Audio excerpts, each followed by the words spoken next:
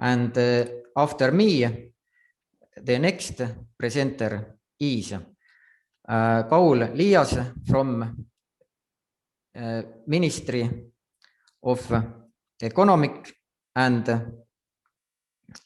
Paul will talk us about a bigger picture of space in Europe as space in the world.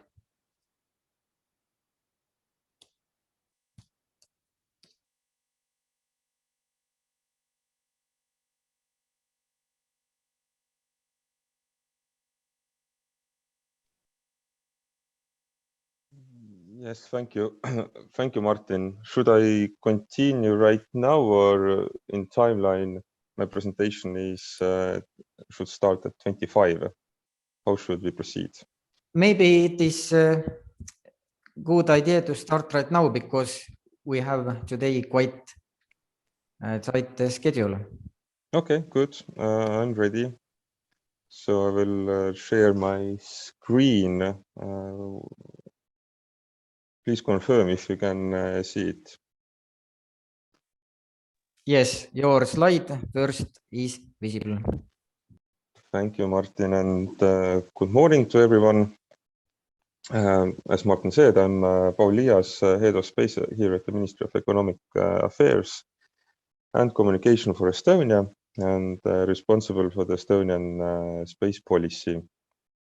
Martin asked me to give a short overview about the broader picture about Estonia space, what we are doing, from where we are coming, and where we are going. So I have a, let's say, a 10-minute presentation about what we are doing, and hopefully you have also some questions if necessary. So my main task is to create Estonian space policy. So I have created the Estonian space policy document, and today I'm going to talk about these activities. If you think back about Estonia, then Estonia is not really well known as a huge space nation, and it is something that we are going to change, of course. If normally foreigners think about Estonia, then they know only one thing, and it's we are well known for okay, the slide is not okay now. We are well known for e-Estonia, for e-governance, and that 19, or let's say the majority or all of our services are e-services, and we can do everything online. And years ago, it was in 2008 and 2018 and 19 when I started working on Estonian space policy. Then I was really trying to figure it out, where should our main focus be. And since we had not our heritage in the space domain was not that strong, then I started to look also more broader about Estonian experience in other areas, what we can spin in to the space domain. And then it turned out also in discussions with the European Space Agency that Estonia could really contribute in cyber security, with cybersecurity topics, and also with e-governance. And from there it started the idea that actually we could bring our knowledge, what we have gathered in e-governance, in building e-state to the space domain. So it's one of the key topics if we are talking about the Estonian space policy today. But it's not only software development, but it's also, there are many activities which are hardware related. If we, I think all the Estonian participants know the states very well, but just a short brief overview about the history. Estonian space research goes back for more than 200 years ago, when space research started in Tartu Observatory. Estonian signed a cooperation agreement with ESA in 2010, and we got a full member in 2015. And our first satellite was launched in 2013, which really accelerated the growth of our industry because we got a new generation of engineers who started to develop many follow-up activities. Next major milestone was 2020 when it's more or less exactly 2 years ago when the Estonian Space Policy and Program was signed by Minister Karu. Back then he was in charge of space, and also the same year we started our work on our national space law. And last year our investment to space increased by 2.5 times. So it really shows our commitment of our government to bring more funding to the sector and develop more technologies. So what we are exactly doing today, Estonian space policy, the main keywords are here. So first of all, we don't have our own space agency. Here in the ministry, we create the space policy, and our space office in Enterprise Estonia is responsible for the execution. And European Space Agency, ESA, is our procurement agency. So all our budget we are paying all our budget to ESA, and based on our wishes and our industry policy, ESA does the procurements to our industry. Also, there's one clear KPI that every year at least one satellite or payload should fly to space. The main aim here is not to create, of course, space junk, but to give opportunity for our R&D institutions and industry to develop payloads, technology, and also to test it in space. And therefore, we have today already many ESA activities going, and ESA optional programs that can be used for flying hardware in space. So it's something that we are very committed. Also, we want to double the number of active companies in space domain. With the previous years, the number has raised already. So we have today at least 20 very active companies. So in the next years, I think we will achieve the number of 50 companies. Of course, we have many initiatives to government as the first customer, also to develop technology so that the government sector can develop different applications for smart governance.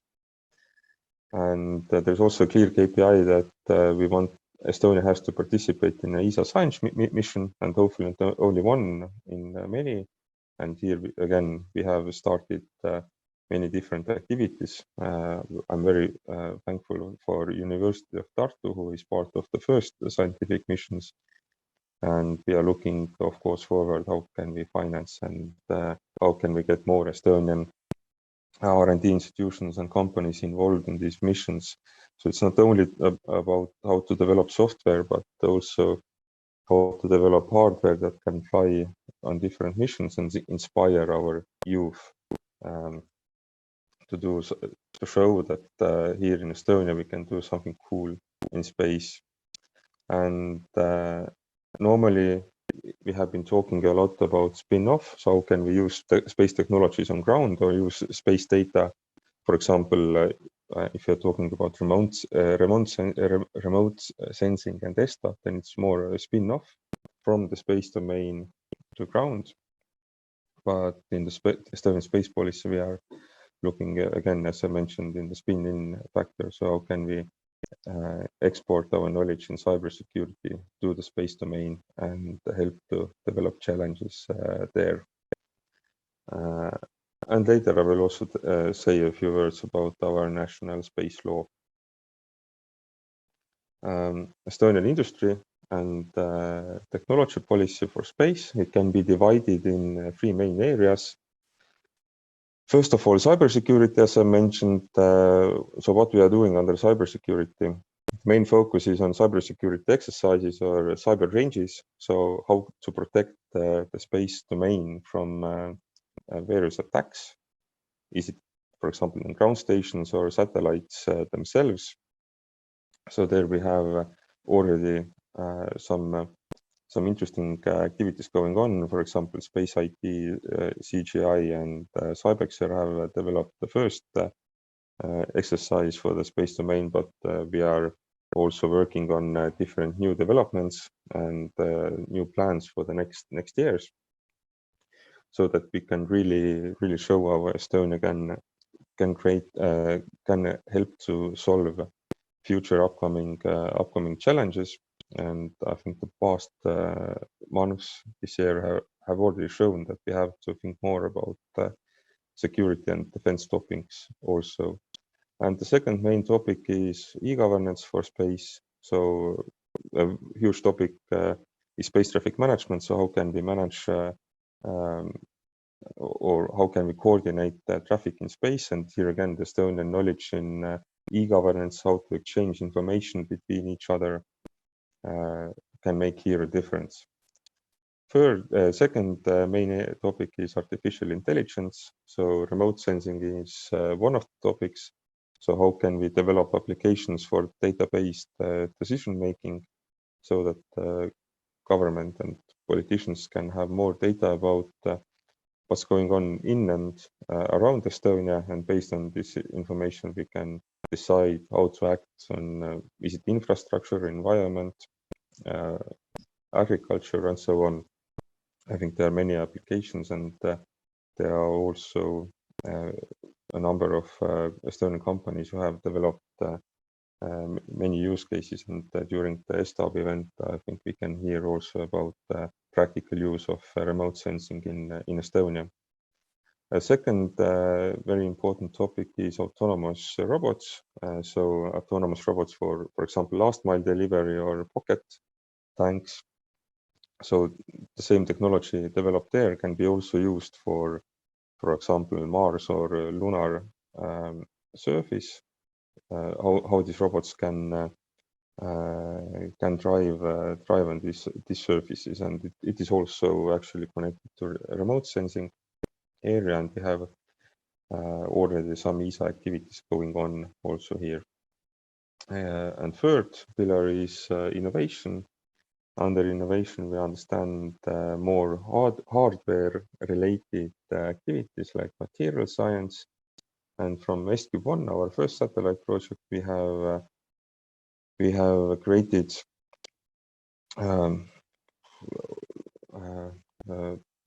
many optical devices. So there is many Estonian companies and R&D institutions who develop out of this ESTHub many cameras that are also flying now with ESA missions, and one will also fly then on the ESA science mission. So optical devices, is it then cameras or laser communication, is definitely one topic where Estonia can contribute in future to the space domain. And we have just last week we joined, for example, ESA Artes Skylight program, which is an optional program for optical communication, so that our companies can send and validate their technology on orbit. So it's also a very new development that we just have done recently with ESA. But you will hear more about the practical outcomes in a few months. So if you talk more about remote sensing, then CRAT AI is one of the main government initiatives. So CRAT is the national name of the national initiative, and these are AI applications for smart governance, and it's basically government services which are based also, for example, on satellite data, and they can be used for private and public sector. For example, one of the main or best examples that have always been brought out is Satikas from Kapaseta, monitoring if grass has been cut or not on grasslands, to understand the broad picture that how government funding has been used. But similar applications are also developed not only for government, how to govern, but also for private sector. For example, one Estonian company has developed an application to discover if it was ProExpert who developed application for monitoring football fields, if the football field has artificial grass or real grass. So it can make your sales process a lot faster. If you want to sell, for example, artificial grass, then you know where your customers exactly are. And there are a number of other developments that Estonian companies are doing right now as we speak. Not only for the government, but for the industry broader. So how can we make, for example, sales process from Estonian companies, or not only Estonian companies, but also other companies abroad, faster? How can, because with the help of remote sensing data and information from space, we can see a huge area and we can find the customer needs. We can find with the help of remote sensing where the customers are, and it makes the sales process a lot easier and accelerates sales. And very important activity for us, as I mentioned, is space cybersecurity. Here we have a number of activities going on. First of all, we have started Estonian space cybersecurity missions. So it is an initiative where our companies can test and validate and fly their hardware or applications in space related to cybersecurity, or, for example, develop cybersecurity exercises, cyber ranges. It is done in coordination or cooperation with European Space Agency. The second activity is we have started last year an annual space cybersecurity conference. It will go under the name Software Defined Space Conference. I will say a few words about it in one of the next slides. And also the national space legislation is related to cybersecurity and space traffic management. I have also a separate slide here. So if you talk about Estonian space cybersecurity missions, then as I mentioned, the main focus area is on technology demonstration and validation in orbit, so that our companies can, for example, our R&D institutions can develop payloads, and our companies can use these payloads for software validation or, for example, cybersecurity exercises. So building cyber ranges for the space domain is a huge topic that we have seen, especially now in 2022, that's growing. And also one of the raising topic is satellite security testing. So how to build a safe and secure infrastructure for the space domain. Software defined space, there is one letter missing, space conference in this year. So it will take place on the 26th and 27th of October in Tallinn. So you are all welcome to submit already an abstract to this event. So call for abstract is open, and if you go to the website of the conference, you can see here in this presentation, then you are more than welcome to do so. During the conference, we are going to talk not only about technical topics, but also the social aspects of cybersecurity and software-defined space. So how the developments of the space domain will affect our lives, about space as war-fighting domain, what will happen in future, and about cyber ranges and about space traffic management. And also, as also previously we will talk about Earth observation, so the integrity of Earth observation data and applications. So I think also many listeners who are here today, it's also, I think, very interesting event for you. Estonian Space Law, it's also very interesting topic. So preparations for the Space Law started already in 2018. But there were different various reasons why it was postponed, and in 2020 we then decided to continue, and the intention to develop a national space law was accepted. It aimed to compose an Estonian national space law, to develop an e-service for satellite registration and operation, and also to join UN Corpus. It is now a topic that our team is working on, but of course good things take time. And right now, this year and also previous year, we have been working on the bill for the law. So you will hear soon more information and what has happened here. And as I mentioned, then space traffic management is one of the key topics for us. Space traffic management is a global challenge. It's all about trust and communication. It's basically based on the same idea like e-governance in Estonia or e-state. And here we can help to export our knowledge how to set up a global space traffic regime, for example. And our Estonian e-service would make satellite registration easier and also enable streamlined communication among all parties. So, and the e-service should soon or in future contain from 2 layers. One is the registration of space objects. It's a pre-launch activity, and also then operation and end-of-life activities. So it's something that we are working on, and soon I hope we can announce more about it. So it was a very brief overview about Estonian activities and Estonian space policy. If you have any questions right now, then I'm more than happy to answer them, but we can also have a chat afterwards. So you can always reach out, and hopefully I can find some time. So thank you. I see that we currently don't have any questions, but I have a question myself. How are you involving the youth today, or what are the main channels for communication or the activities that you do to incorporate the youth to know about the space domain or introduce it?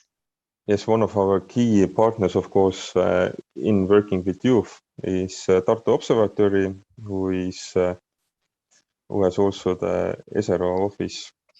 So following activities what Tartu Observatory is doing is definitely a very good idea.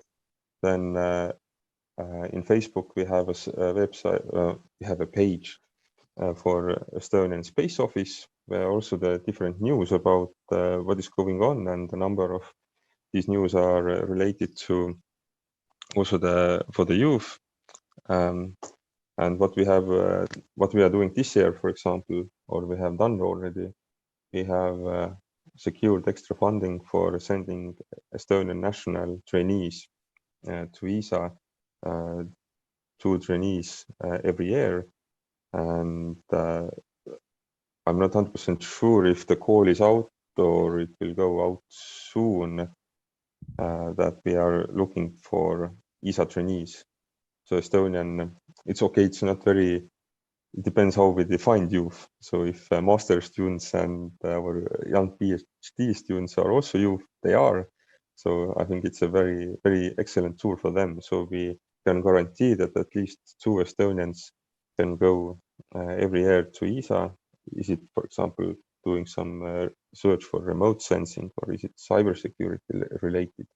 So there are many interesting tools, and we have also now various activities, or we can fund more student projects also in future, and also that Estonian R&D institutions and industry can be involved in ESA science mission. So I think we have many interesting opportunities now, and our young people should follow what we are doing. And also ESTHub, our satellite project or student satellite foundation, is planning to launch their 2nd satellite by end of this year. So I know that in second half of 2022 there will be also many activities from the Student Satellite Foundation, which is directed especially for the youth. And in addition to ESTHub, then also Tallinn University of Technology is developing their own space program and many interesting activities. So I think there are many channels to follow, and please do that. I also have one very general question. You mentioned developing software, and I was wondering if there's something characteristic to software made to run in space compared to software made here to run on Earth. I'm maybe not the best person to go here very deep in this discussion, so I don't know. It's better to ask it from more expert developers who can answer this question maybe. Okay.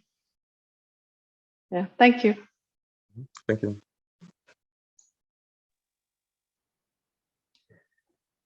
Okay, do we have some more questions to Paula?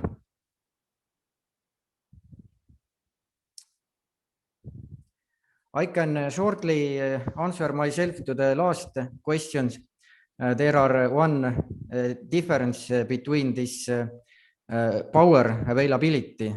So in general, the distinction between the two branches of software are that if you are programming some applications on land, then you have more freedom to choose different libraries, and you are in general more free, but in space you have a very limited availability of these sunlight panels and the power, so you have to choose your means more accurately, and this takes more effort and longer.